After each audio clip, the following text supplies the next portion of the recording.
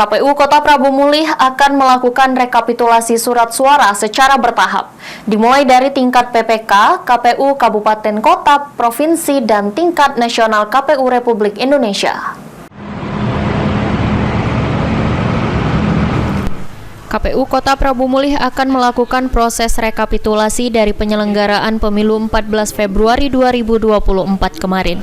Saat ini seluruh logistik telah berada di gudang logistik PPK kecamatan masing-masing. Untuk proses rekapitulasi suara sendiri, KPU Kota Prabu Mulih dilakukan secara berjenjang yang mana nantinya rekapitulasi dilakukan oleh PPK kecamatan.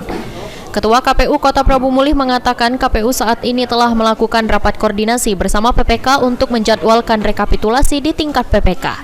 Rekapitulasi sendiri dilakukan secara bertahap dimulai dari PPK, KPU Kabupaten Kota, KPU Provinsi, dan akhirnya akan dilakukan tingkat nasional oleh KPU RI.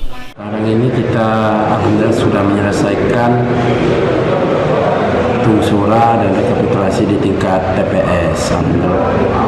Sekarang hari ini kita melakukan rapat koordinasi dengan PPK terkait dengan jadwal rekapitulasi tingkat kecamatan. Kapan itu bakalan itu rekapitulasinya? Insya Allah kita untuk penjadwalannya kan itu kan terakhir untuk rekapitulasi tingkat kecamatan itu di 2 Maret. Tapi akan kita lakukan secepatnya. Undang-Undang Pemilu memerintahkan KPU harus sudah menetapkan hasil perolehan suara pemilu paling lambat 35 hari setelah pemungutan suara. Anggi Perkasa, Pal TV.